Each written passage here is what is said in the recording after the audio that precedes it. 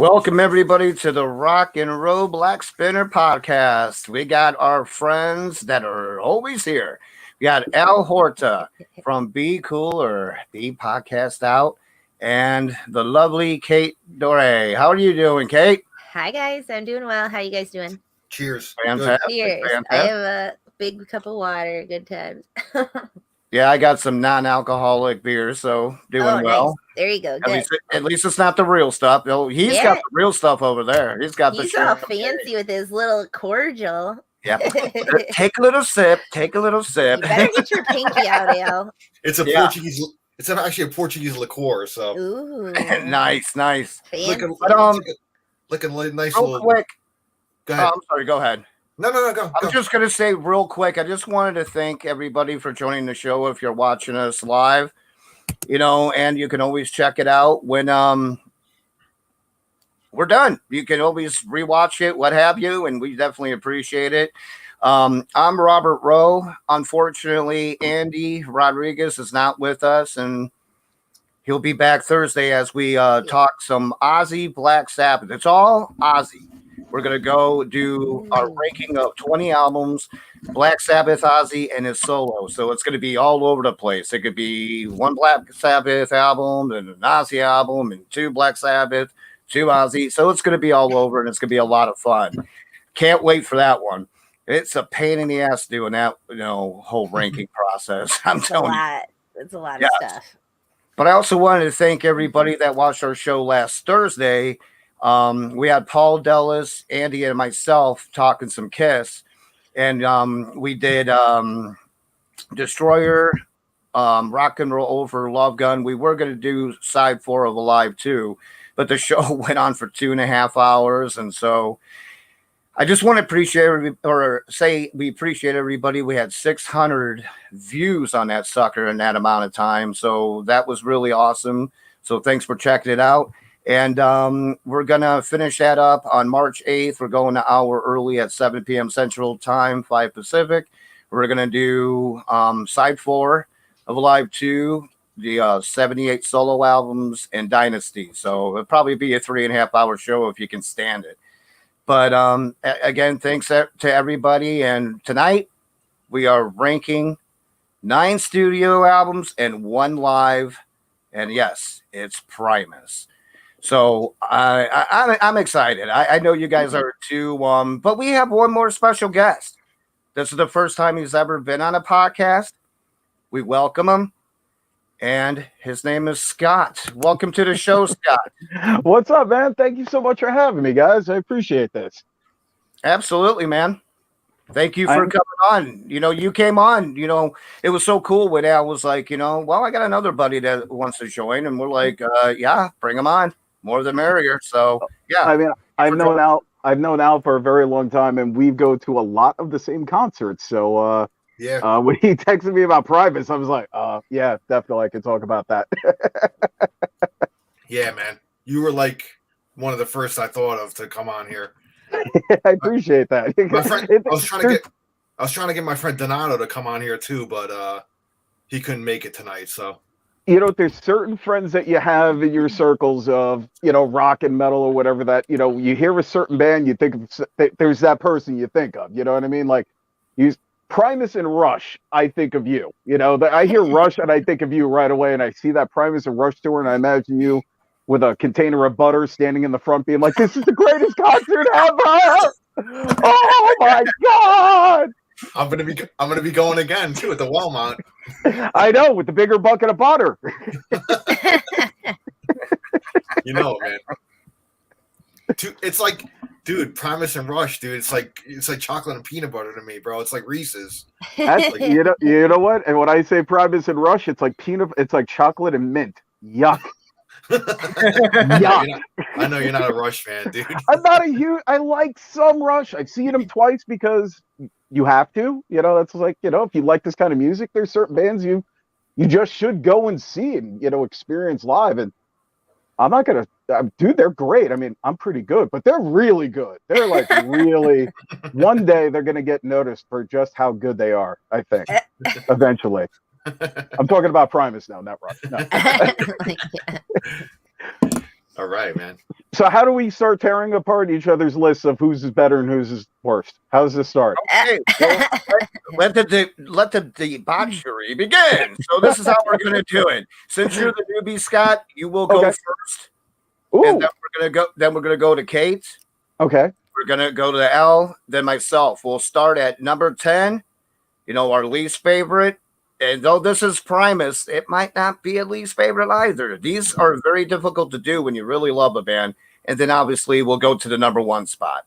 No, you see, I have no problem crapping on this record because, as we were saying, well, I know Al's going to probably disagree, but the Saturated Seven was definitely at the bottom of the list for me, only because I saw it live so many times in its entirety, which I didn't need to do. You know, like I went to go see them on this tour and I was like, all right, you know, this is kind of cool. They're going to do the whole record. And then they played a full set after that. I'm like, wow, this is cool. Then they did it again. Then they did it for a third time. And when they started it the third time we left, I was like, no, I can't see this for three times in 3 months. It was too much. But the Saturated is definitely bottom of the barrel for me. It's a close tie between that and the Brown album. I bought the Brown album, like, I'm trying to think, like not even too long ago. I picked up another copy of it on CD because I trashed it. And I listened to it again and I'm like, I don't need to listen to that again. Those are the two that, like, I've listened to them and I'm like, all right, I'm cool. I'm out. I've had, you know, they're good. Now, this record, this was throwing me off because you guys were saying this record didn't count and then it counted. Oh, so, wait. We're going to go around and then come back. So we're doing like 10, 10, 10. Oh, I didn't know how this. Oh, see, that it wasn't properly explained to me. I am not a smart man. So your bottom is just everybody's number 10, and we'll go in counterclockwise. Yeah. Oh, see, I thought I just said them all, and then I walked away, and that was then it. we just attacked mercilessly. That's the easy way out, Scott. That's the easy way out. Yeah, you ain't getting off that easy. Nope. Nobody. You're in for the long haul now. I'm gonna be like, here's the best one right here. I'm out. No, okay, no. So all right. So we could argue then and just go with, like I said, between 7, the Brown album and Desaturated are my bottom 2. So who's up next? So Kate's gonna go. Me. I have to go with Desaturating. I just don't know it as well. I know it's the most recent one. It was a 2017 release, and then it's just not my Primus. I don't know. That's all I got to say about it. It's not bad. I listened to it today. It's not bad. It's just not my Primus, not good. I guess it's not my favorite. Yeah. All right. So my bottom, my number 10 is gonna be Antipop. For some reason this album never like really connected with me, but there are some good songs on here though. Let me just preface by saying I don't really hate any Primus albums. I really like them all. But you know, they got to be ranked. So and it's funny because my top 5 were like easy to do, and then when I got like to the bottom 5, it was kind of hard to. The top 5 are the easiest. Which child do you like the least? If you had to leave one on the boat, which one's staying? But yeah, Antipop never really, like, when it came out, I just never connected with me that much. I mean, I kind of went back to when it's aged a little better with me, but I think at the time, I don't know. I kind of moved on to like other stuff, so I wasn't really giving Primus the attention they deserved, like the early '90s, like I did. But Lockerhead was a good song, you know, and you know, Electric Uncle Sam, and I mean, there's a couple of good songs on here that I like. So, but I got to rank it, so it's going to be on the bottom for me. It's number 10. All right, so my number 10. Well, this was easy, and me and Kate had a little conversation about it. Yeah, it's going to be the Chocolate Factory with the Fungi Ensemble. It was great to see Tim back in the band, his first, you know, album back, and this one comes out in 2014.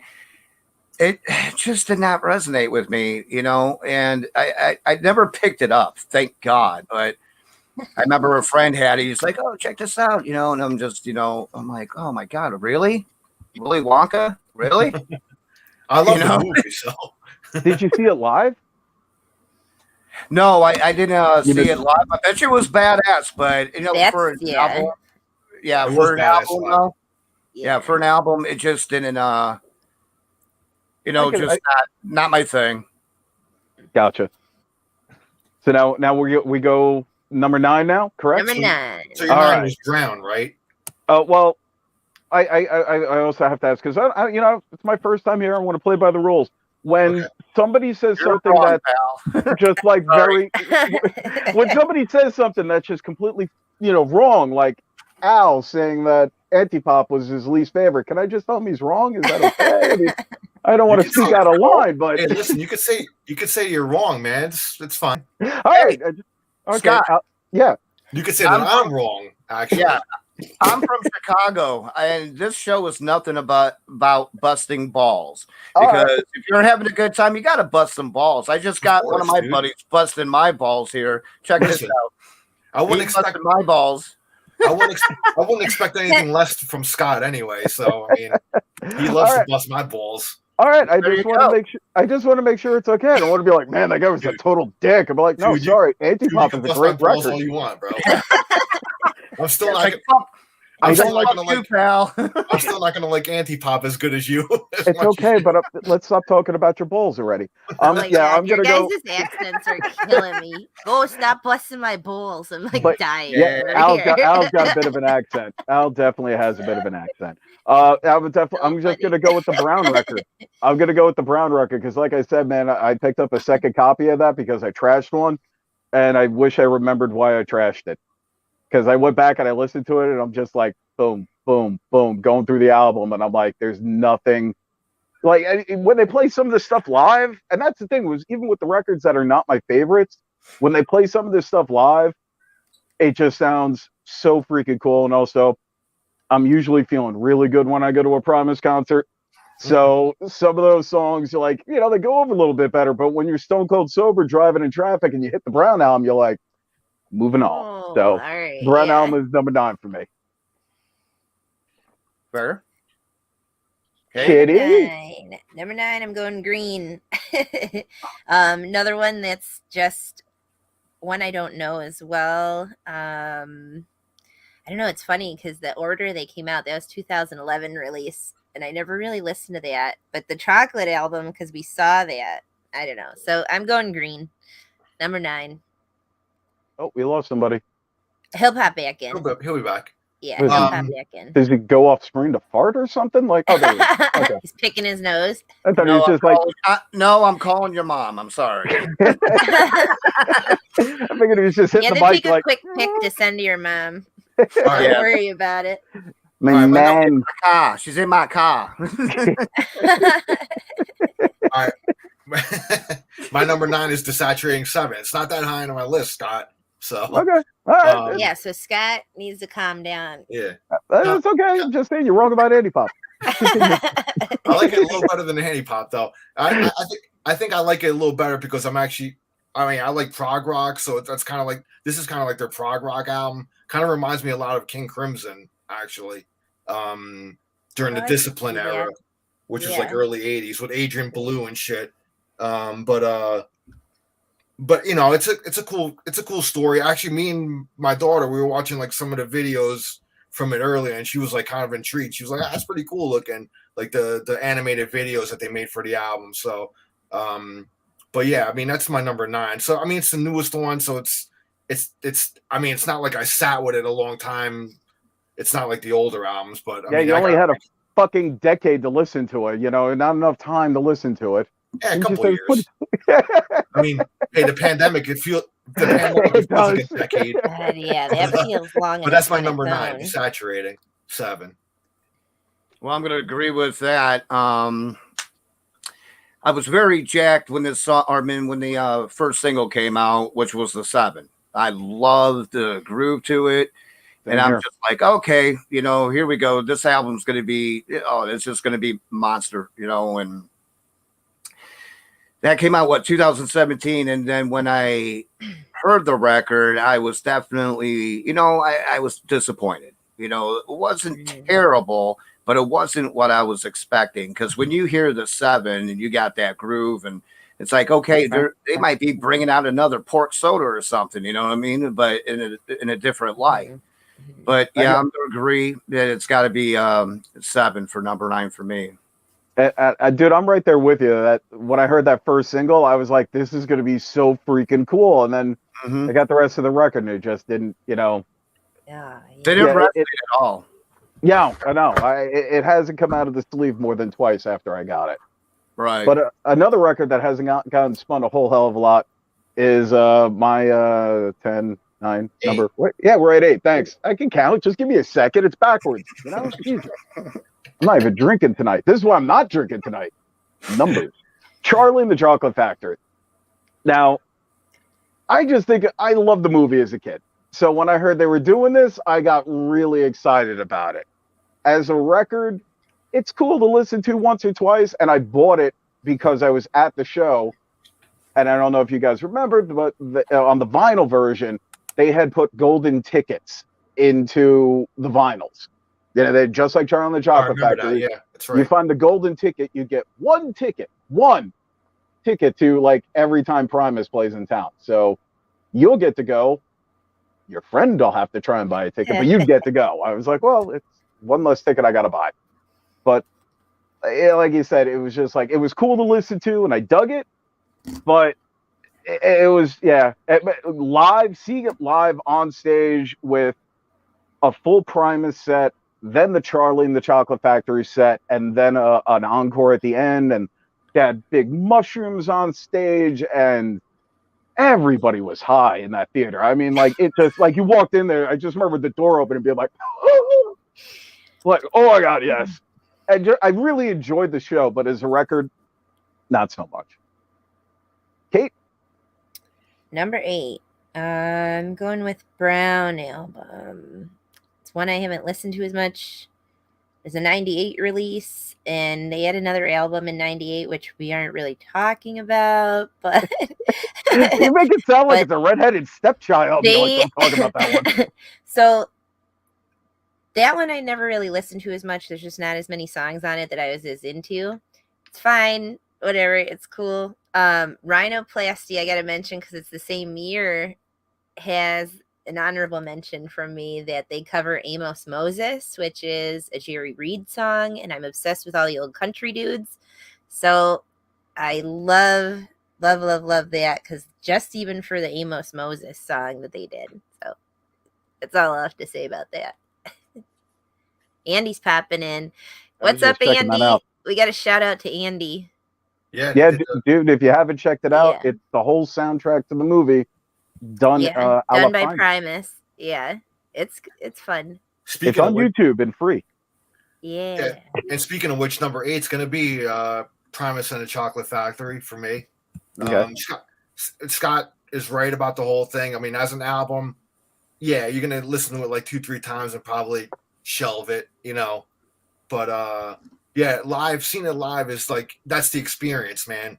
Like seeing it live. And props to you, Scott, is when you were DJ, I won those front row tickets off of you, man. And I was right in front of Les. Me and my wife were right in front of Les Claypool. Now this was the one tour that I was going to bring my wife Tina to, because she's a huge, Chocolate Factory. She's a huge fan of the movie, the original movie. Okay. And she likes to trip her balls off too, so it's a great combination. Yeah, and when it came up, when the Oompa Loompas came out and the mushrooms on stage, forget it, man. You know, but she loved it, man. She really like enjoyed the show. But if I was gonna bring her to a Primus show, that was the one time to bring her, because it's not like she's gonna go with me every time. So she ain't going to the Rush tribute tour. well, she went with me to see Rush plenty of times. So, but okay, maybe. But you're right though, man. She's just like, yeah, go with your friends. I'm good. You know? But that was my number 8, Primus and the Chocolate Factory. So, all right. Well, my number 8 is I like to call it the Green Album, and I think we all know what that is. And kind of like 7, you know, it just let me down. But obviously, Tragedies Coming is, oh, damn. It's just like Seven. Yeah, just like Seven, the Seven. And it's like, man, Psyched you it's up. so, It'll, yeah, psych you up. yeah. And then the rest of it, Mhm. like when the album starts, I like weird. You already know that, bungle and all that crap. I like weird shit. And I thought the opening track was just a little too weird. You just got that bass, and he's like, I'm like, I'm like, that's a little too much for me. I don't even think the best shrooms or acid would have helped me in that situation. So yeah, another kind of like disappointment. I mean, it's not terrible, obviously, but it wasn't exactly what I was hoping for. But Tragedies of Coming was definitely awesome. And then yeah, like the Seven, it just didn't do it as much. All right, brother Scott, go for it. I'm following up right with you with the same album, just a little higher up. Number 7 for me, Green Algahide. Again, I associate Primus records also a lot with like memories and people and seeing them live. Especially And shows, yeah. Yeah, and the thing is, I've seen Primus. They're like one of my top 5 that I've just seen every time they're around. Like the only tour I've missed is this Rush tour in the 20 some odd years that I've been going to see Primus. Oh God, it's a lot more than 20. I'm not going to do math. But Green Algae, like you were saying, when you heard Tragedy, I was like, holy crap. And if you really want to make Green Algahide even trippier, if you're listening to it on vinyl, don't change the speed to 45 and just throw it on like you do your regular records and walk out of the room and come back to Les Claypool going. You're like, is this on purpose? Like, what's happening?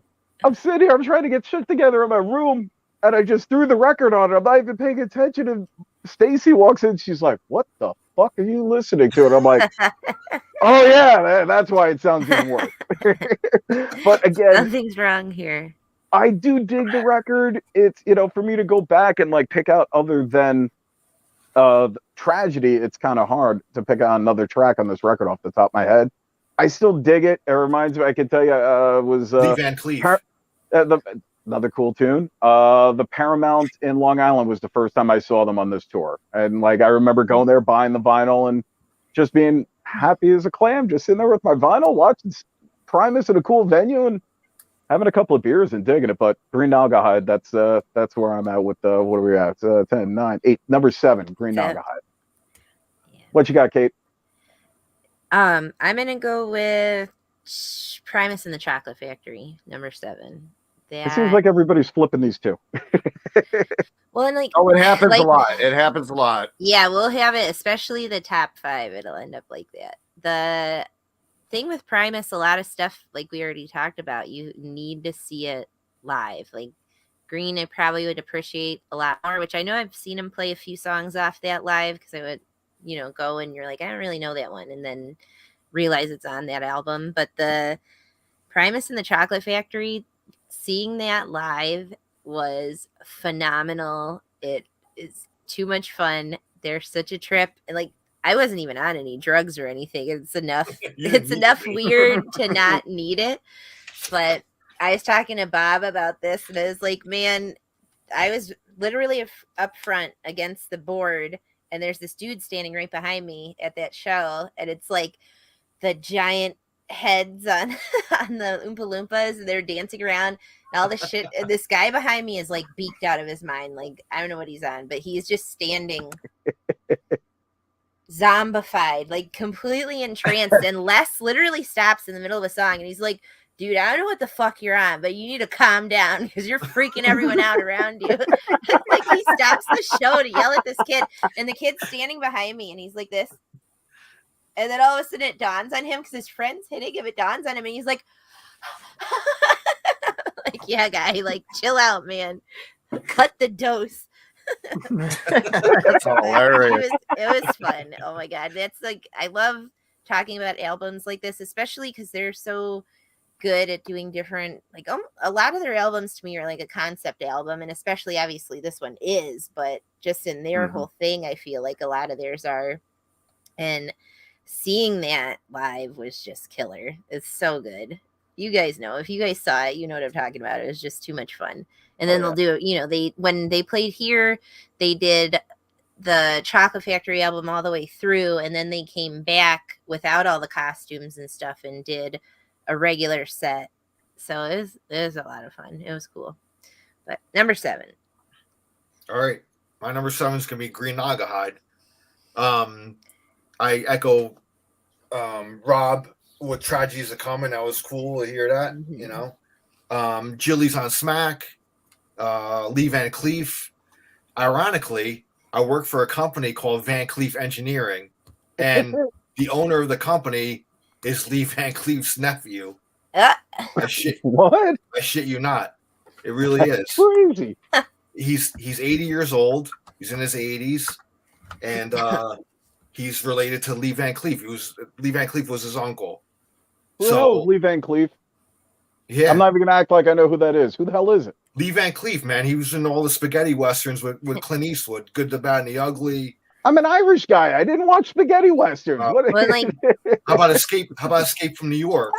There we go. All right, now you got me. There you go. Oh, okay. Les is big on stuff like that. And I mean, he's got the song Spaghetti Western, but if you listen, there's certain parts of other albums besides the one that's on that you hear that twangy and like driving. You know, you can tell he's super into that. So that's cool. Some of Les's solo stuff too. Especially getting into his other weirder stuff. You see more of that too. But yeah, Green Nagahide is going to be my number 7, you know. But I like the album. That I've recently listened to it again. It's not bad, dude. It's, you know. Yeah, I listened to it today, and like, it's not bad. It's just, you know. I don't know. I'm one of those people that I get way too attached to certain songs, so that's all that I'll end up listening to, and don't think about putting something else on. But you got to rank it somewhere, so it's my number 7. 7. Bob, what's up to you, man? Not much, man. I'm getting high just thinking about this shit. You know what I mean? But anyways, my number 7. This is where it starts getting difficult for me, just because I do love Primus so much. So 7 to 1, it's getting kind of difficult. So everybody out there, don't shit on me. I don't hate these albums coming up. One's just better than the other. Sophie's Choice thing happening always when you get down. Yeah, no shit. So number 7 will be Tales from the Punch Bowl, 1995. And I love the memories that I have with this album. I just graduated high school, was in a badass band. We were named Cheese. We were kind of like a Primacy, early Incubus, you know, Rush, you know, then we had metal and, you know, trippy ass fucking shit in the, you know, in the music. And we would always, you know, just drive around, get fucking super high. It's like, what bowl is that? I can't remember. I think it's 12. I think it's the 12th bowl. Okay, that sounds good. Let's pack another. Keep driving around. Yeah. It's a good idea. Yeah, we'll pack another. Remember, back in those days, we didn't have all this fucking awesome, you know, computer shit, and you know, you actually had to leave the house to do something. Yeah, you were high, damn it. Even if you were high and you were going down a fucking 50-mile-per-hour zone at 10, it didn't matter. You were having a good time, blasting the Punch Bowl. You had Professor Nutbutter's House of Treats. Good way to start off. Mrs. Bailey, love that song. And you, even though this was a big hit, right? Why known as Big Brown Beaver? Amazing song. The most funniest fucking video I still think I've ever seen. You know, they looked like those. Do you remember when Duracell was doing those commercials with the plastic dudes back in 95, 94? Yes, Well, that's what they did. That's exactly what they did. And they had this whole cowboy thing going on. Fucking hilarious. You know, I even love, you know, Year of the Parrot, Glass Sandwich.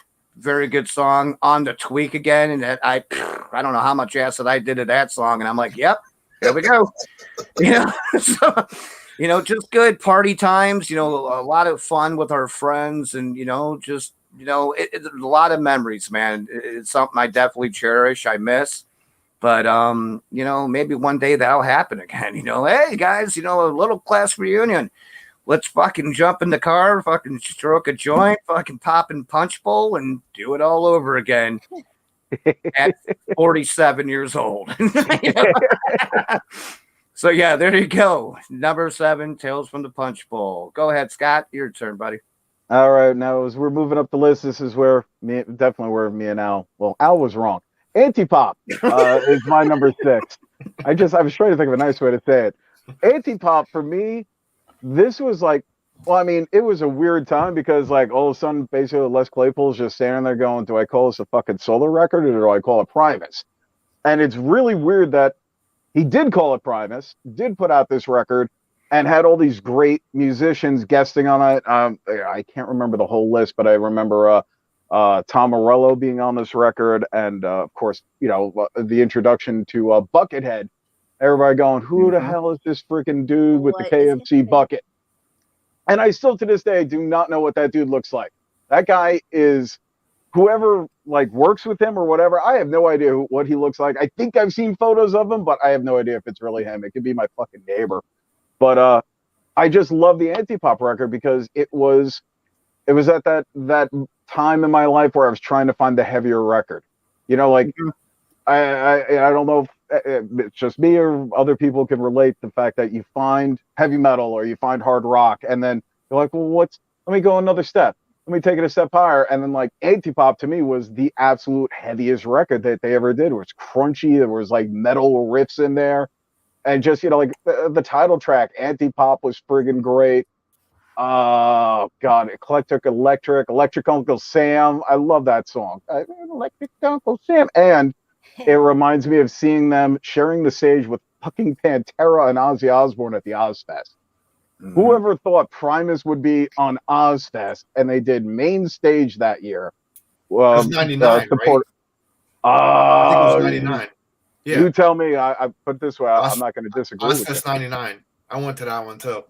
If I remember correctly, it was Ozzy, Pantera, Primus, I think Trivium, and one or two other bands on the main stage. It was solid. Yeah. I mean, side note, Ozfest was great right up until the end. But I got a question for you, Scott. Yeah.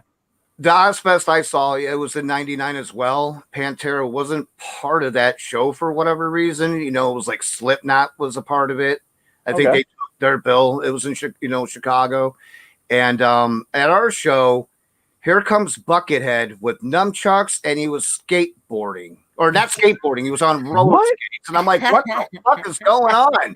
And I already knew who Buckethead was because of Praxis. I love Praxis. And, in Praxis, you got Bootsy Collins, you got Brain, you got Buckethead, and, many other great musicians. But he's coming out. He's all going backwards on his roller skates, and I'm like, well, there's fucking Buckethead. He's got the nunchucks, and they let him do a nunchuck. How many times do you go to a show? They let him do a nunchuck solo. He got to do a nunchuck solo. When you're on the stage, he's like, woo. When you're on stage, you're allowed to use nunchucks. When you attend a concert, you are not allowed to bring nunchucks. Right. Yeah. No fan nunchucks. I just looked up the Ozfest 99 poster.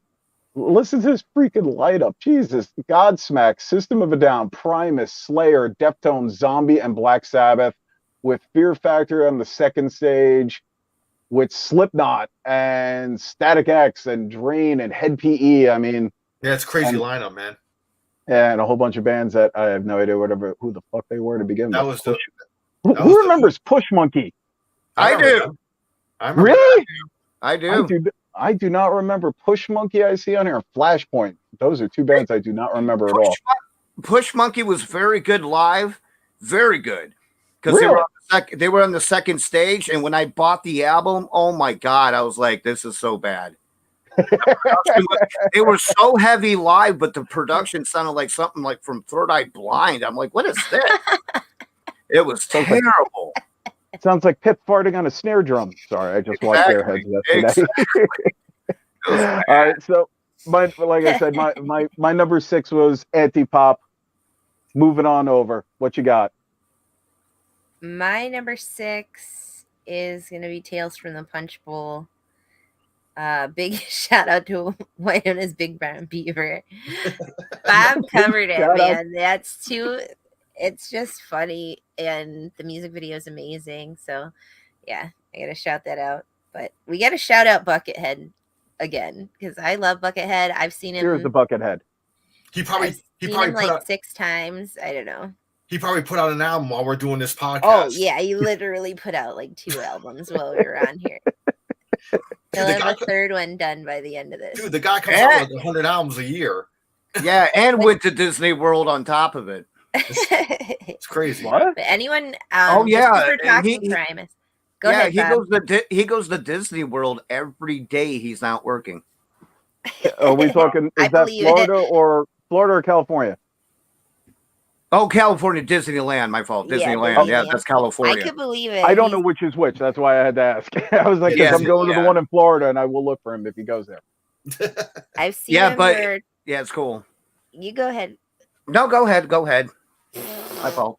You're fine. No, it's funny. I could totally believe that he would be there every day, that he's not like recording or doing something because he's just a nut.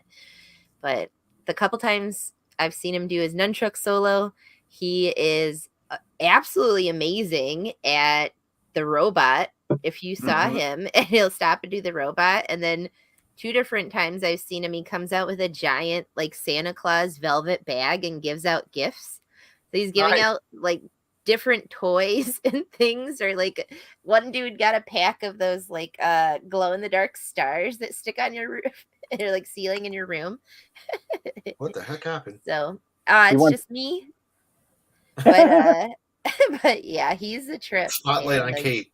Spotlight on Kate. So my number 6 is Punch Bowl. I wanted to shout out anybody who's watching, because I don't know if people just watch if they aren't really interested in the band, but that's like Buckethead working with Les. Les has Colonel Claypool's Big Bucket of Bernie Brains, and it's him and Bernie Worrell, and Bernie Worrell's in like P-Funk and Talking Heads, the keyboardist, and I adore Talking Heads, so it's cool to see that crossover. And I don't know how I'm on Spotlight. This is awkward. I rely Enjoy on it. looking at you guys to not just stare randomly. So anyway, Brian Brain, and he's in, Guns N' Scott, you're Roses scaring and me. Praxis. Huh? Oh, sorry. He's done stuff with like Tom Waits and Bootsy Collins too, the drummer Brain. So I mean, those are some like murderers that are in Claypool's like a Big Bucket of Bernie Brains. But Frog Brigade, we got to shout those out because I like all Hell that yeah. stuff. But No, we don't. It was Yeah. cool. You don't No, it like wasn't. that? No, Get I know. out of here. I tried. Oh. I tried. What was the thing he did with Julie? He did something with Yeah, that's the Lennon Claypool Delirium. So Yeah. I really like that. You didn't like the first album? The second You know what? album to me is I maybe think not as good. I like the first one better. The first one, was Oysterhead. Was that him Oysterhead too? was with Oysterhead was Trey Anastasio and Stuart Okay. Copeland. I was like, I know I have Yeah. Oysterhead. I yeah, know I've that's got. different. Yeah. I know I've got some of his solo, but I went to go see it once, and the Frog Brigade, I think, was the one that we went to go see, and it wasn't my thing. Oh. But I went to go. I saw Les Claypool and his fancy band one time at what the hell is that? I have Best that. Buy Theater. That'd be cool. Yeah. That was cool. Yeah. What was his fancy band? I didn't know we had a fancy band. Yeah, it's just a bunch of different people he had, man. Oh, That's cool! I that gotta check first that out. one. I gotta check Claypool that out. Lennon. Yeah. That's cool. Claypool Lennon. That kicked ass. I really like that a lot. That's really trippy. I don't know. I'll Sorry, take I another interrupted listen to Al. it. I was like, I gotta find it. It's right here. But it was great. This is the first one. They have another one. I went to see that, and holy shit, seeing that was insane because Sean is a fucking facsimile of John. The way he talks, his movements, his like speech pattern, like, and syntax and everything. And it took me a minute to just be like, all right, I gotta like take a break from this for a second because this is messing with my head that he is so much like John. And he was just 9 when John died, so it's not like he had him around the whole time to be like him. I've talked about this on other pods. I'll stop, but check that out. This is really good. I'm not discrediting the second one, but this one is kicks ass. So yeah. Anyway, back to it. We're on number 6. So my number 6 is the Brown album. So I like this a little better than a couple of the other albums, but Southern and Willoughby, Shake Hands with Beef, Puddin' Time. I like those songs. I like the production of the album too. The drums are like huge on this album, almost kind of like John Bonham like sounding drums and shit. Which I know Brain came on into this album. I still like Herb better though as the drummer. You know, he's the original. Well, he's the original on record, but Jay Lane was actually the original drummer. But you know, Brown album. This is number 6 for me. I listened to that album quite a bit when it came out, and I don't reach for it as much as often now, but it's still a little higher than the other ones for me. So that's my number 6. Well, I'm right there with you, pal. It's the Brown album with number 6. You know, I really dig this album, and you're like correct, spot on. Those drums were just awesome. You know what I mean? It was just amazing. It was like almost reminding of me of like Kiss Rock and Roll Over with that kind of sound, but just a little bit more blast, you know. So yeah, this album's great. You know, Puddington, you know, that song, I still to this day, I cannot stop laughing. You know, you just got that, you know, boom, ding, boom, ding, boom, you know. Yeah. It's kind of like a polka all of a sudden, you know. I just love that, you know, Shake Hands with Beef, Fisticuffs. I mean, you know, Kalamazoo. Bob's Party Time Lounge, of course, that was my intro when I walked into a party. You know, I had the boombox going, but boom, you know, pop that in. Everybody's like, all right, time to go. That's awesome. Well, you know, the funny thing is he must have a really good friend, Bob, which I believe he does because he's wrote a few songs about Bob. He's got a couple of Bobs, yeah. Yeah, so I appreciate that. I really don't like the one where the guy hangs himself, but hell, you know, what are you going to do? That was the last song he ever wrote about Bob. Yeah, too bad, Bob. Too bad. Bob. You're dead. But yeah, 1997, the Brown album. I like this one, and I really like what Brain did. You know what I mean? He did an excellent job. But like you said, Al, yeah, he's no Tim, not at all. And you know what? I kind of give him credit too for not trying to be like Tim. You know, he was his own guy. So, you know, he wasn't trying to imitate him. But Tim was, you know, Tim is that you know, those three, man, Tim, you know, Lur and Les, man, it's just like magic with those three. So when you take one out of the equation, it's not the same, man. You know? Right. So, yeah, then it's called the Antipop. Oh. Hey, listen, man. You know? A broken clock is right twice a day. You know what I mean? So now hey, we're moving into the good part, the top 5. Hey, real quick, my buddy corrected me. You know, he's a real big Primus fan too. You remember Bob C. Cock? You know, he's in the videos and everything. Well, there it is. There's Bob. there you go. That's the Bob. That's Yes, the the Bob. Bob. The Bob. The aforementioned Bob. Well, as we're getting into the top half of this list, this was a lot harder because I'm even looking at my list going, no, I should move that up. I should move that over here. Yeah. No, that should go up higher. That was when fuck we it. were about to go on. I was like, ugh. I had to like change it really quick. Like I made a decision and I'm sticking with it. But number 5 for me is definitely going to be Pork Soda. I love that record. It was so much fun when that record came out. It was I was just discovering. I mean, of course, I always feel like the albums that you find first are always going to be your favorites from most bands. Right. But I remember like Pork Soda was probably like, when did that came out after Tales, right? If I remember No, correctly. it came out Pork Soda is before Tales. 93. So what was it? What was it? Sales, Pork, and then Tales, correct? Yeah. Right. See that's when I started finding the band. right. And I just love Pork Soda. I mean, there's so many great songs. I mean, you know, the first time you heard My Name Is Mud. And your brain is like, what?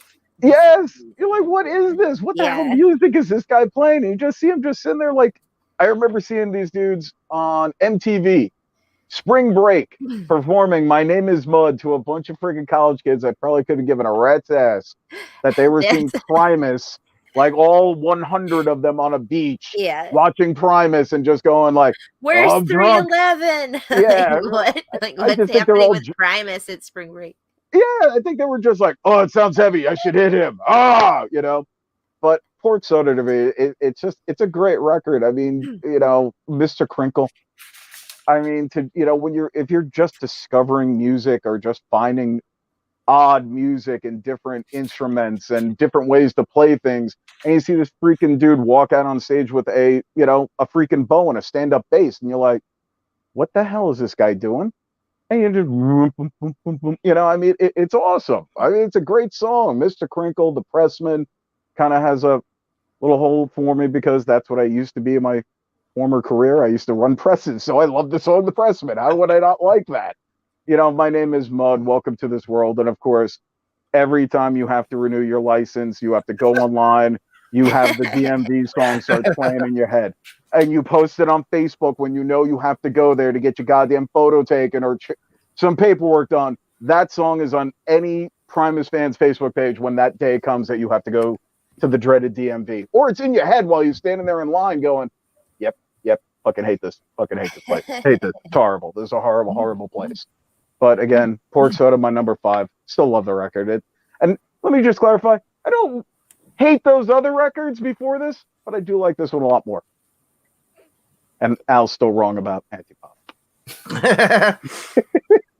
We're in the cream of the crop now, man. Oh yeah. Somebody holds a grudge, apparently. Well, you'll be happy. Antipop is my number 5. Oh yeah. So We agree.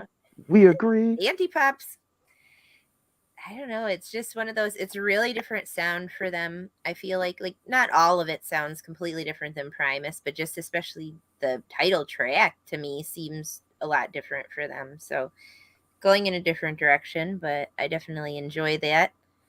Always happy to listen to that. And the title track is like the big one on that I'll always end up putting on. So yeah, number 5. Well, my number 5 is Tails.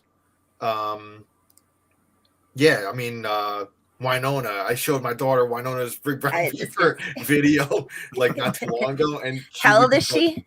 And she's 13, and she was just like, "What is this?" Like Nice. Dad's into weird shit, guys. Talking to her friends.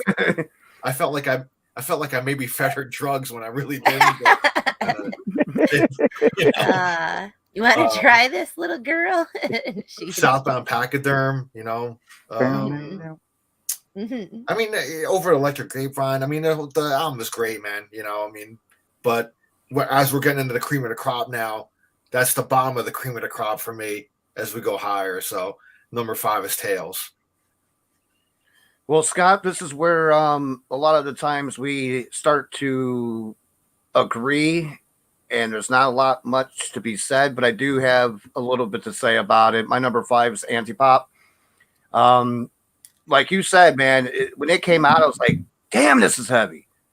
Yeah. I'm like crunchy and just in your face, and this one's just full of producers. You got Matt Stone from South Park that produced Natural Joe. You got Durst.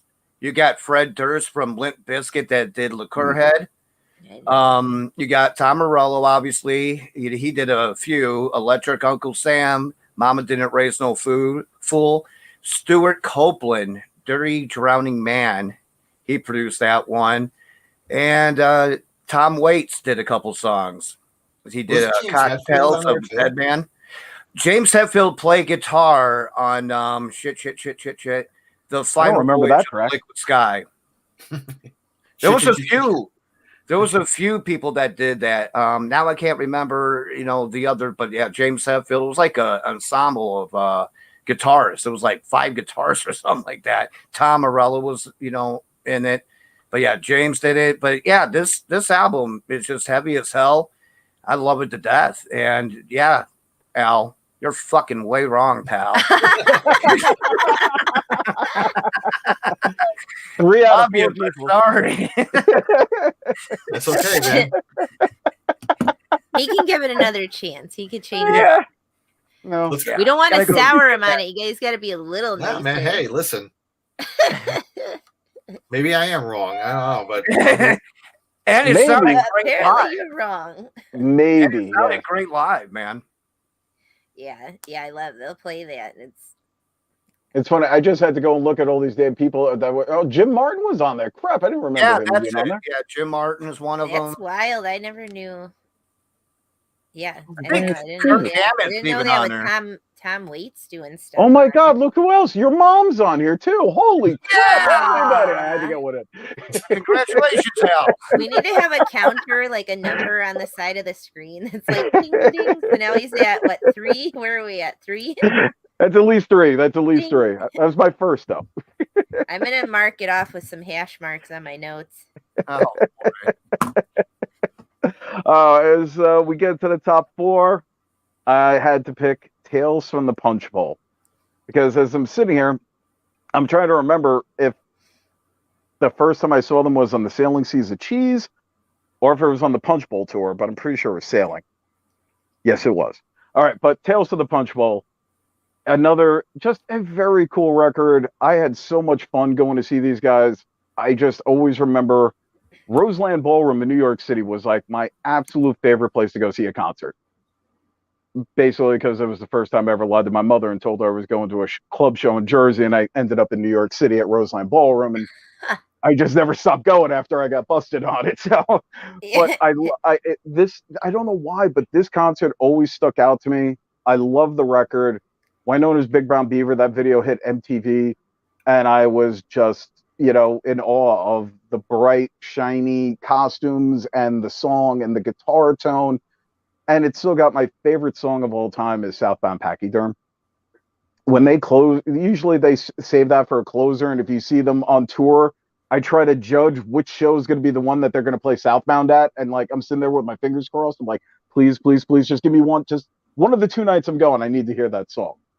But I absolutely love still hearing that song live over the electric grapevine is great. It's a great record. It's a fun album. It just reminds me of good times, especially this tour. Because I also remember, you remember they did like promo photos and they were dressed like penguins in a couple of the promo shots. oh for yeah, Tales from the Punch Bowl. yeah. When they were playing on this tour, the roadies dressed as penguins. So when somebody threw shit on the stage, this fucking penguin would waddle out, lean over, pick it up, turn around, and waddle back off. So now you're in New York City, people are throwing shit on stage just to see the fucking guy dressed like a penguin come waddling out to pick it up. And Les Claypool had to tell the audience to stop. Stop throwing shit. He stopped the song. He goes, my best Les Claypool I could do. Cut the shit.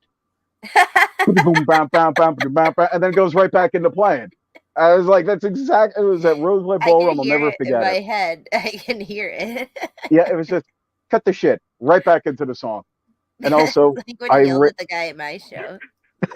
If I remember correctly, Korn was getting ready to release a new album around this time, and at Roseland there was like this side stage for like VIPs, and basically my head would be even with their feet, so they could just kick you if they didn't like it for whatever reason.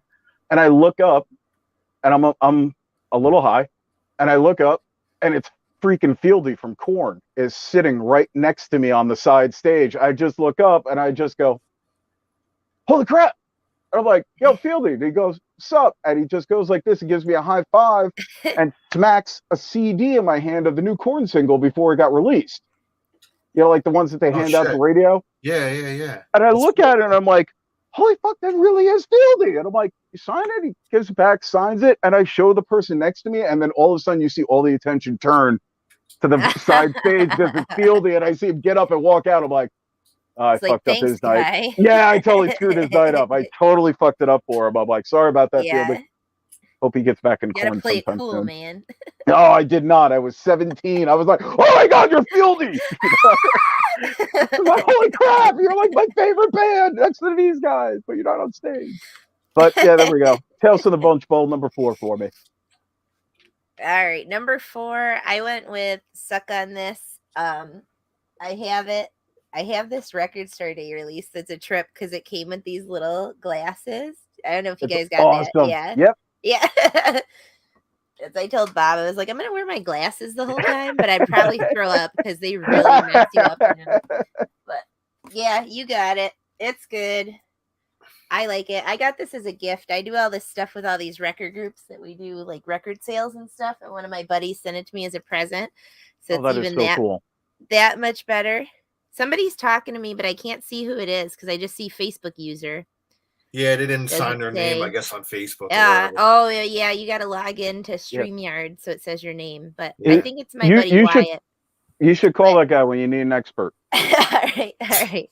Just Yeah, but that that one's killer. I listened to it, I don't know, 2 weeks ago or so, and was like, man, it's really good. As you know, and all the songs are on other stuff, but just hearing it set up the way that is set up is awesome. So yeah.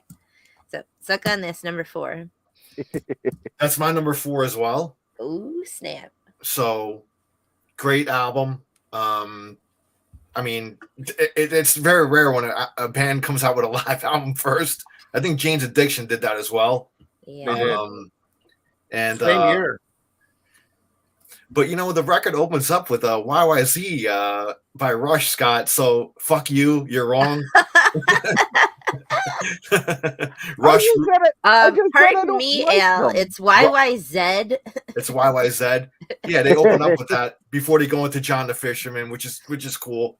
You know, I wish they'd kind of still do that now, but they don't. But anyway, no, it's a great album. I mean, and like Robert said earlier, I think we were off air that all these songs ended up being on like different albums and stuff Other like stuff, that. yeah. Form. Yeah. But it's a killer album, man. I mean, but I'm putting it at 4. So I actually got the album a little later after I was into Primus, and I kind of went back and then got the album. So Scott's loaded. Yeah, Scott's not an expert on the phone.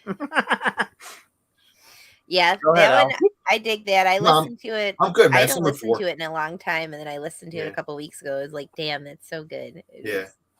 Yeah. So yeah, my number 4 is Suck. Suck on this. Primus sucks, baby. Nice. Yeah, my number 4 will be Pork Soda. Very good album. You know, obviously we got DMV. Scott, you know, talked about that one. The Pressman, Pork Soda. Welcome to This World. That song just jams. Remember the first time I heard that, I was like, going back, gonna listen to that like another 3 or 4 times.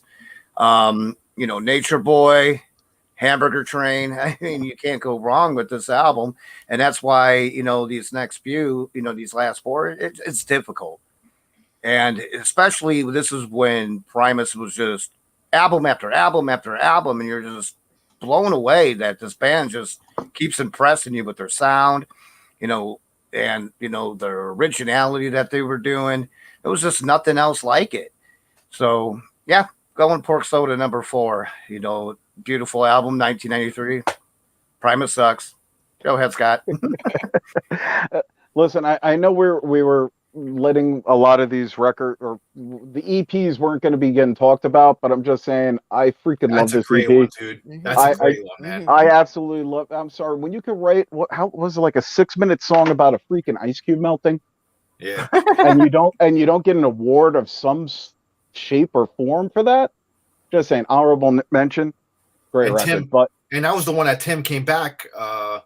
You know, Tim came back on drums on that album too, on that EP. yes, So, yeah, that was it. That was awesome. Like, you know, Yeah, I got to go with we're up to number 3 already. Holy crap! It's gonna be what we're basically just switching them around at this point, but Suck on This was definitely my number 3 because it's got my absolute favorite song on it, live, John the Fisherman. I just it always puts me in a good mood. Great, man. So great. That Tommy the Cat, and again, like I said, the Pressman. You know, I mean, it's like half of the songs on there are like, you know, my favorites. You know, it's great. It's a live performance. It's an awesome record. Suck on This, definitely my number 3. Oh yeah, and Pudding Time too. You can't forget about that. My number 3, I'm gonna go with Pork Soda. We've talked about the songs. I got to see this when they played it all the way through. That was one of the tours they did. since I've been an adult.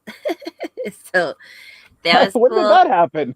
So God, I probably saw that. That's probably like 12 or 13 years ago. I couldn't even tell you, but that album's from 93. And then to think when they came back and did that, because it was like the top half of the show, they play Pork Soda all the way through. And then the bottom half of the show, they just play whatever. But that was a cool one to see. Obviously, My Name is Mud. DMV. We don't have a DMV here. We have Secretary of State, but I still think about the song DMV. I'm in Michigan, so they don't do the DMV. It's called Secretary of State. Okay. And, but that's still always in my head. I agree. No matter where you are, it's going to be. So the one song we didn't say, I think, Hail Santa. So that one's funny. Yeah. Pork Soda, number 3. Yeah, my number 3 and the top 3 here were really Tough. It was just it like I said, like on a different episode. I mean, for me, like it's like 1A, 1B, 1C. You know, it's like to me they're tied with me. So I'm just gonna do it that way. So, but my 1C, which is number 3, is gonna be Frizzle Fry. To Defy the Laws of Tradition. Like whenever they go into that song live, bro, I just fucking lose my mind. Too Many Puppies. I mean, you could tell Korn stole that beginning of this song for Blind. If you really listen to it. So Groundhog's Day, Frizzle Fry, John the Fisherman, obviously. But Frizzle Fry is a classic, man, top to bottom. There's not any filler at all in that. But it's going to be my 1C, my number 3. Because actually, well, I'll get to it when I get to my 2, but it was like I only got the album like after I got into Primus a little later, actually, like a year or 2 later. So when it was a couple years old already. So I'm ranking it as 3. Well, I have to agree with you. My number 3 is also Frizzle Fry, and this was, a difficult choice between the last 2. And it's got my favorite song of all time from Primus. You mentioned it, Too Many Puppies. I remember one of my buddies, he liked rock music and liked metal and everything, but he never heard Primus. And he's like, what the fuck are they singing about puppies? I'm like, it's a metaphor, man. Not actual dogs. Yeah, it's a song about war, too many puppies being shot in the dark. And he's like, oh, I get it. And the next thing you know, we're like at the restaurant and he's just over there, too many puppies. And I'm like, yeah, exactly, dude. That's what it's all about, man. But yeah, you got, John the Fisherman. I mean, come on. Mr. Know-It-All. Great tune. And the Toys Go Winding Down. Yeah. Exactly. And and also Herald of the Rocks. Dude. I mean, come on. Yeah. Great album. This is one I wish I could have seen. Just a show I could see live.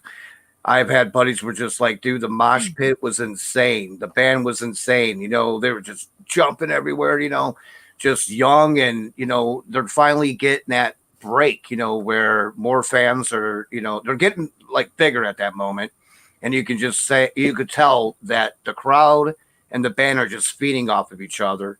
And yeah, that's one I wish I could have definitely made it to, because it definitely wasn't a Primus show that I saw on Ozfest, because a lot of people are just like, okay, yeah, I guess it's kind of cool, but you know how it is when it's intimate and, it's that band. Everybody's for that band. It gets insane. So I wish I could have made that show, but yeah, it's okay. Album rock. So Scott, go for it, brother. Actually, can I jump in real quick? I'm sure Scott, you saw this show when they did the whole Frizzle Fry album at the Radio City Music Hall. That was just incredible to see them in a place like that where the sound is like impeccable. They were doing like the whole Frizzle Fry album, man, and the year before that, actually, they did the Seas of Cheese, but I'll get to that. But But yeah, 2004, man, they play Radio City, man, music hall here in New York City. Did that? I love that album you. top to I bottom. love that you remember the years. I'm just like, I know I went, and I'd have to find the ticket stub to tell you a year. Yeah, I'm good. I'm good with years and shit like that. So Numbers, Yeah. not good. Numbers. So not I good. just want to jump in with that. Sorry, Scott. Go ahead. It's okay, you son of a bitch. All right, number 2, Sailing the Seas of Cheese is my number 2 favorite because it was the first time I ever saw them live. First time I just started finding Primus through a friend of mine who he was a bass player and he was just like, dude, you got to hear this band. I'm like, what the hell is this? And he started playing me like the older stuff off Frizzle Fry, and then Sailing the Seas of Cheese came out, and I was just hooked. And it's one of those records, CD, vinyl, whichever format you got in, you just play it all the way through. There's really not a crap song on this record. There's not a song that, or I don't even say crap song, even a song that you just, you don't like as much as the rest, but there's good songs on this record, the whole thing all the way through. Sergeant Baker, Jerry, Tommy, those damn blue collar tweakers. That freaking song, like you were saying, man, that starts playing, you just hear that opening intro and you're like, going in the pit. Well, I used to, but not anymore. You're like, Fish hold my On. shit. I have to go. Yeah, now it's hold my shit. I got to go to the bathroom. It's a great album. It's awesome. My only complaint about it is when they put it out on vinyl, they made it a double vinyl. Other than that, it's a great fucking record. It's a great record. Again, and the first time I saw them was on this tour, Roseland Ballroom in New York City, and the first and only time I ever went to Lollapalooza and saw Primus. That'd be cool.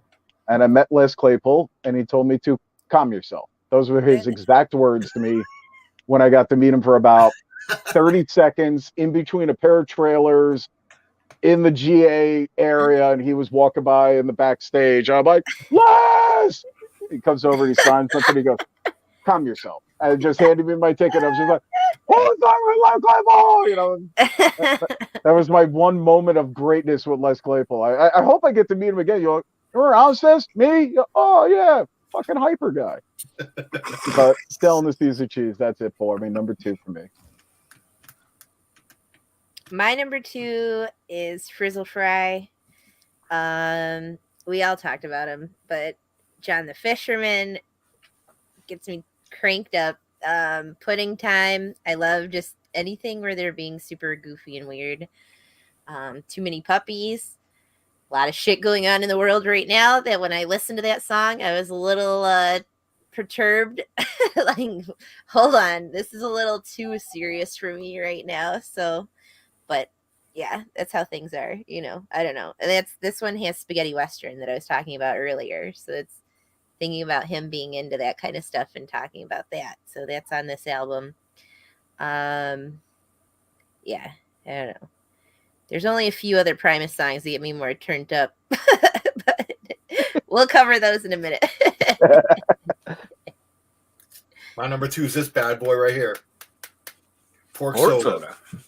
I associate this album for a time in my life. I mean, I had a great time. I was having a great time in my life, but I associate with the pot smoking days of my life, like smoking like every day, because I hung out with a guy that was a dealer. I like how you blame it on the other guy. Like, it was his fault, Mom, not mine. He held it to my mouth. Listen, hey, he didn't have to hold a gun in my head, but it was free. I didn't have to pay for it. See, there you go. Not, That's the reason. There's the real reason. You were a broke kid and you had free pot. But I remember, man, like listening to this, like just stoned onto my gourd, and but DMV, along with everybody else. But DMV, Welcome to This World. My Name Is Mud. Obviously, that video with him, Les spitting out the whatever he was chewing, a chewing tobacco, whatever, man. Chosky. It was just so funny, man, and so I associate with such a great time in my life. I mean, I wish I can go back to those carefree days where I still lived at home, didn't have to pay bills, and and went out every night and just hung out, cruised, and had a time of my life, man. You know, Oh, come I on, let's just, go for a ride right now. Come on, let's get the hell dude, out of here. let's do Yeah, it, it's like man. you can still do that. Just be a derelict. Scott, It's Scott, okay. I'm coming up. Scott, I'm coming up to your place, man. Let's go. Come on by. But yeah, number 2 is Pork Soda. Great. I mean, top to bottom. You guys covered the songs already. I don't need to go through them, but I love this album. But there's only one that betters it for me, so we'll get to that. So on to you. All right. Rob. Well, my number 2 is going to be Suck on This. Love it. When a band can come out and, finance their own record. Actually, his father helped, finance the record, borrowed him $3,000 and, believed in the cause. He loved what he's doing. He thought it was unique. He thought he was very talented. And at the time, Les was working like, I believe, in a music warehouse, just your, normal warehouse job, putting shit away. I think it was all just like instruments, amps and all that shit. But he just said, "Hey, Pops, we really want to do this. We're going to do it on our own. We're making our own label, prawn song, the old, tribute to Led Zeppelin." And they just went out there. They recorded on 2 different dates. And to me, there's only so many good sounding live albums that are still raw. And this album is one of the best sounding live albums out there, and I remember when I first heard it, be cranking it in my truck. I was just like, this sounds so badass. The crowd was crisp, wasn't too loud, but it felt like you were there, kind of like a Kiss Alive. It just felt like you were there and you wanted to be there. You're like, okay, next time they come around, I'm going to go see them. And, like we said before, these songs either made it on albums or bonus tracks, on the albums. And yeah, I really love it. And, I'm glad this band came out in 1989 and said, we're doing something non-traditional. Our first album's going to be live. Enjoy it or whatnot. And I got something just kind of funny to say, because I remember right before that album came out anyways, I remember going to like the grocery store and I'm looking, at this car and I'm like, Primus sucks. I'm like, who the fuck would put that on their car? I had no idea who Primus was yet. I'm like, that's fucked up. Why would you put something on there say Primus sucks? I love it. And then when I heard the album, we're Primus and we suck. I'm like, okay. You're like, oh. I'm like, I get the humor on that, but yeah. Number 2, Suck on This. Amazing. Just love it. Dude, I will never forget the first time I went to see Primus live and everybody just starts yelling, Primus sucks. And I'm like, you fucking people, you guys are assholes, man. Why What the are you hell? here, man? Like, I didn't quite 100% get the joke yet. And I was like, oh, okay, that's because we like them. All right, I'm very confused. An impressionable young youth at the time. But my number 1 is Frizzle Fry. I mean, we've all talked about it again. It seems like our top couple of records just keep flipping and flopping between us, and not by much. But Frizzle Fry was just awesome. I mean, Herald of the Rocks, To Defy, Puppies. Again, it's another record, pudding time. I mean, Mr. Know-It-All. There's just so many great songs on the record.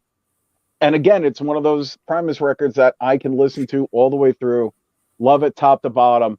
And Al, you have brought it up earlier, getting to see them live at Radio City Music Hall and play that album all the way through. I got to see I think if I remember correctly, it was Frizzle Fry and then Sailing the Seas of Cheese. They did complete run-throughs of those in New York City at, I think, respectively, at Roseland and at Radio City.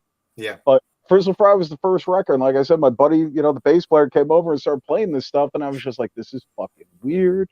I don't understand it. It's so different. And, I mean, when I was able to get my hands on the vinyl of it, I was like, yeah, this is definitely coming home with me. Because it reminds me of, being 17, 18 years old, like you said, hanging out with your friends, being stupid, listening to weird music, and just having a good time. And I've never seen Primus and had a bad time. Even when it was Yeah. Saturated Seven. I still had a good time, even the third time. Which was a little too much again, but I mean, it was Mastodon and Primus, so it was okay. But Frizzle Fry, my number one Primus. Can't Can't go argue wrong with with that. that, man. Yeah. It's not Antipop, but you know, it's still good. All right, I'm gonna revisit the album. Son of a bitch. Drive up here. I'll get you high. We'll drive. I'll drive. We'll get you loaded up. We'll drive in the car. We'll listen to it, and we'll go get. I don't know. Is that available on vinyl? What's Antipop? Yeah. Yes, it is. It's just they want stupid amounts of money for it. Good luck. Yeah, forget probably hard to find one because I've never seen one in my. I have a price point. When you get over $45 for something I already own, On I don't need it that bad. Yeah. I'm like, once you hit that $45-$50 mark, I'm like, I'll wait. Unless it's typo negative, then I'll buy it. See if they do like a RSD or something, because they at RSD, so you might be able to find it. They're coming. Give them another couple of years. They'll be back around. It'll happen. My number one, Sailing the Seas of Cheese. I love. Oh, damn, this is rough. It's like, which song do you pick? Weights on it. That's why. Well, yeah, like. So I love him, yeah, and then Jerry Was a Race Car Driver, American Life, like that, and then Here Come the Bastards, like killer pounding tracks, like. But my favorite song of all Primus songs is Tommy the Cat, and the music video and the song, and then this whole album, like there's not a skipper on it, like you were saying. There's just not one that you're just like, eh. If it was on digital, I could just be like, oh, okay, but no, you let it play all the way through. So, yeah, Sailing the Seas of Cheese, phenomenal. It was tough between that and Frizzle Fry, but Jerry Was a Race Car Driver and Tommy the Cat are the two that I like had to pick between. So, yeah, number one. Here they come. Here they come. I had a feeling we would have the same number one.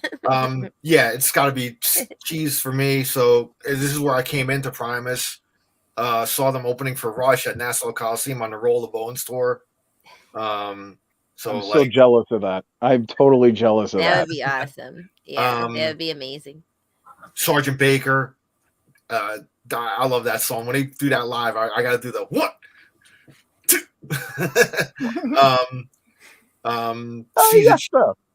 American Life, like you said, Kate, you know, Is It Luck, you know, Tommy the Cat, obviously, you know, Jerry Was a Race Car Driver. I showed my daughter that video too. So good. Yeah.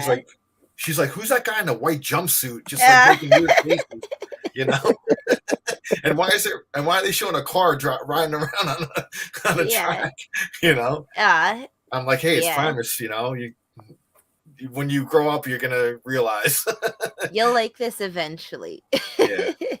But Sailing the Seas of Cheese is like, I think Dom was 91, so you know. 91 because it's Scott in 2003 they played the album in its entirety at Roseland.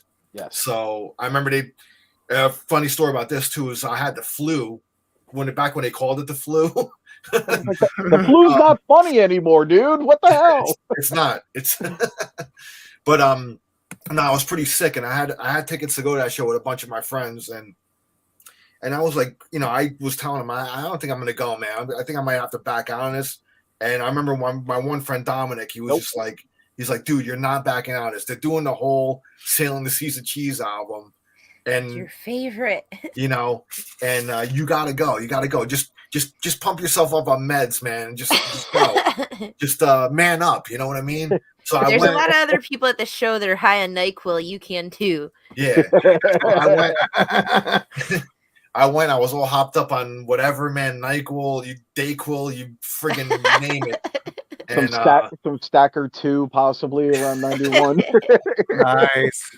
With a couple of you know, vodka and clubs or whatever, and I was feeling pretty numb. But when Primus came on, you know, all that shit went out of my mind, and I'm glad I went, you know, and I got to see the whole album. So yeah, they did the whole Seas of Cheese album in 2003. Then the following year, they did the whole Frizzle Fry at Radio City. Those 2 years, man. I mean, those two concerts were like among my favorite Primus shows because I love those two albums. So, Did anybody here get to see Primus in 3D? Yeah, I did. You were at that at Hammerstein. Was that in at New York? Hammerstein? Yeah, yeah. Where they did like the surround. They did the surround sound thing too, or some shit, right? Yes, they. I don't know if you guys got this tour out by you at all, but it was one of the craziest things that I'd ever seen. That they did surround sound speakers in the theater. Yeah, and then everybody got 3D glasses, and I'm like, this isn't going to look 3D. And they dropped the lights, and all of a sudden they had all this animation in 3D right in my face with some guys smoking weed from some part of New York State. I don't even know where it came from. Yeah, holy shit, man, that was crazy. Oh, dude, that'd be nuts. Awesome. Yeah, it was one of the silliest things I've ever seen live. It was just, I'm like, who the hell thinks of coming out and doing a 3D tour? I've always wanted to do like Gorillaz do that, and they have like a Roy Orbison tour. Oh, Death Clock, yeah. I like how we went from Roy Orbison to Death Clock. I know. Those look fun. I've never gone to something like that, but I loved like Gorillaz and that do that. Yeah, Death Clock was one that I didn't think of, but that'd be cool. Yeah. So that's Primus 3D. Yeah. Sailing the Seas of Cheese, man. That's when I came into them. Yeah. That's my numero uno. So those are my go-tos, man. That's like, oh, I could do some Primus right about now. It's like, all right, we're gonna listen to Jerry Was a Race Car Driver and Tommy the Cat and American Life. We got one last number one album. Bob. What do we got? Bob, all right. Bob. Well, without wasting everybody's time, I think we know what my number one is. It's already been talked about twice. Antipop. Sailing the Seas of Cheese. Oh, good. Love this album. Huh? Miscellaneous Debris. No, I'm just kidding. Yeah, no, not really. But Sailing the Seas of Cheese, definitely number one. You and Kate both said everything about the album. No need to go any further. So, number one. Badass album. Sgt. Baker. Yes. 3 out of 4 agree. Yes. That's usually what happens. I like to shout out the Sausage album. I think that's a great album too, man. Yes. I brought that up earlier during our during the Messenger chat. Love it. Fuck is the Sausage album? I do not know that at all. That's the original Primus with Jay Lane and Todd Huth. They came out right. That's great. They named the album and the band Sausage because that was the original name of their demo. Oh, what? No shit. Sausage, yeah. But they were called Primus. Actually, I think they were called Primate. And then they had Primate. Yeah, and then there was another band that had that name, and they were getting threatened with a lawsuit, so they changed it to Primus. And then those two ended up leaving. I know, like, Jay Lane is in, like, Rat Dog now or whatever. He plays, like, with Bob Weir and shit. And, but yeah, dude, Scott, get the Sausage album. That's a great album. I mean, if you're a Primus fan, dude, you gotta get that one, dude. It's just funny hearing you go, dude, get the sausage. Get the sausage. Get the sausage. Get the sausage. He stopped talking about his balls. Let him talk about his sausage. Oh my god, you guys are killing me with this. They go together. I like that I learned something new tonight. I never knew about the sausage being the original Primus.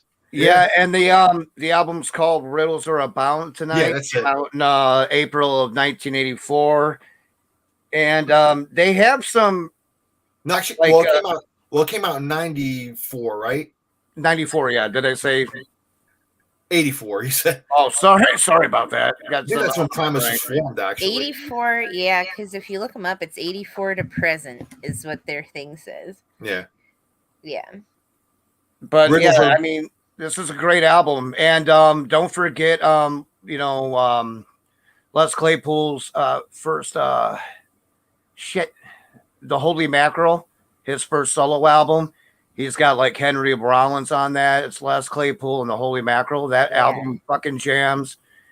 He's got Henry Rollins, doing like some poetry while he's just playing the drums and doing this, simple little groove. But man, it's badass. I remember it was the first time I heard that album. I was like, damn, this guy, it doesn't matter if he's Primus, doesn't matter if he's solo, doesn't matter if he's with everything he Oysterhead. touches.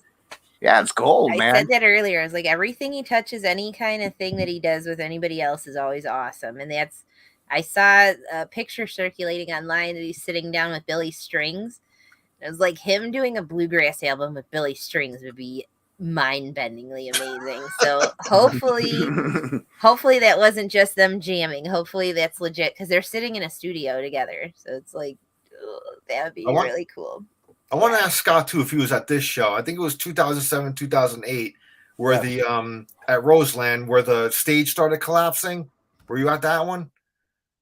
Jesus, I don't remember that. Okay, well, Les was like they had to take a break while they fixed the stage, and they had to pause for a little bit, and Les was like, "Well, we're gonna," in typical Les Claypool fashion. While the stage hands are fixing the stage, Les is like, "Why don't you guys go out to the lobby, have yourselves a hot dog, a beer, have some fun times, I don't remember that at all, dude. Yeah. Whoops, I'm totally moving my camera the wrong way. There we go. Yeah. I totally do not remember that. Yeah, it was the It was the late 2000s. It was either 2008, 2007. I'd have to pull out the ticket stub, but what year was that Sailing the Seas of Cheese in the 2000s? Because we went to that. 2003. Holy smokes! I'm like, how is that long ago? Yeah, it's almost 20 20 we were years at that. Yeah, that's insane that it's almost 20 years ago. Yeah. My fiance just came up here and I was like, man, when did we see that? He's like, I don't know. And then I was like, Al just talked about it. But yeah, that's wild, man. 2003. Yeah. Because I've seen Primus. So I was trying to figure out how many times I've seen them. And I was like, at least 4. And Scott's probably got us all beat. Yeah. I haven't missed a Primus tour since, like I said, the first time I saw them was Sailing, and I've seen at least one show on every tour since. But like I said, it's always been a good time when we've seen Primus. I've never had a bad time. I've always, even if I didn't like the set list, I still had a good time because it was like Primus. Yeah, they've always got even for people watching alone. If you just went for people watching, it's a trip. It's a trip just for that. I got to see Primus play at a small club in New York City. It was like I didn't realize it was a benefit show, and the thing sold out like the minute it went on sale. And I had a friend that was working at the venue at the time, and he goes, "Dude, I got you. Come on by." I'm like, "What?" We get to the show and then realize it's a benefit show that he's doing like a fundraiser. And I'm like, I went right down to the merch table. I'm like, let me get 2 T-shirts. Let me get 2 posters. Let me get 2 of those. I bought everything I could in doubles for both. So me and the wife yeah, because I was like, listen, I got in here tonight. I am buying everything I can because it's all going to a good cause. You're like Rodney Dangerfield in the golf shop in Caddyshack. Hey, 2 of those, a couple of these, and 1 of those. Hey, kill a little something for yourself. I bet you get a free bowl of soup. But it's just, Primus. I love the fact that we have matching Primus T-shirts from that concert. Not saying that mine still fits, but it's always been a good time. It's no matter how good or how much you'd like or dislike their newest album that they release, it's still a great show. And the fact that they have not put out a record in so damn long now. Mm-hmm. And I think the Rush tribute thing's cool, but listen, Primus doesn't even need to put out another record. I will still go. You still go see him because, like I said, it's a good time and you know what they're going to play. And they could pick any of those old records, even the ones that we don't like. They could pick those, and I'd be like, "Hell, I'm going to see him." Still be happy to see him. Yeah. Yeah.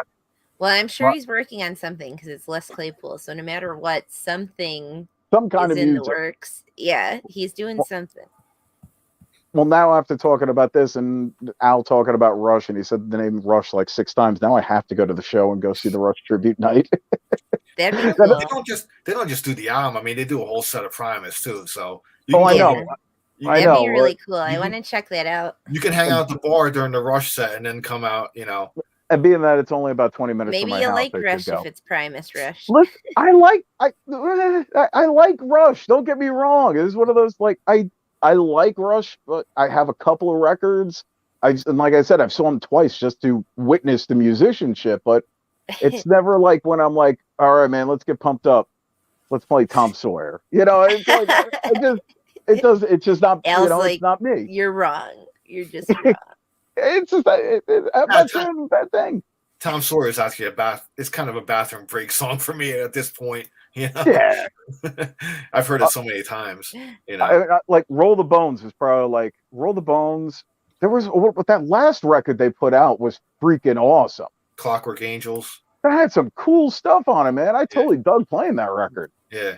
But again, that vinyl goes for crazy money now. No, I don't have it. Never mind. I was like, wait, do I? No, I don't have that. Yeah. But anyway, yeah. I mean, if you go, let me know, man. We'll hang. We'll have a beer. Where? At the Walmart. Oh, okay. We could definitely do that. And watch them play Antipop. Hey, this is the Antipop all the way through tour. It'd be great if they play Antipop all the way through and then do the Rush album. Yeah, there you go. It'll be Antipop versus Then it's Rush. even. Dude, You get what you want. You get what I'd you still want. love to see that. I'd still love to see that. That'd be actually, awesome. That'd be so fun. Well, if you need a date for the Primus show, I'm available. Okay.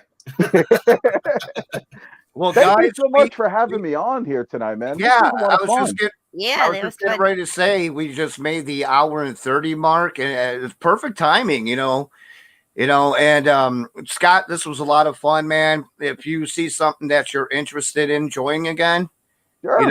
Like some other, ranking, or sometimes we just discuss the band or discuss albums and. I mean, we could do a really short episode and do Cold Chamber one night. I mean, there's 3 records? Yeah, it'd be fun. There you go. This won't be a 25-minute. Cold Chamber. Wow. Yeah, but don't crap on them. I like them. We always have cool ideas. I saw them at one of the Ozfest.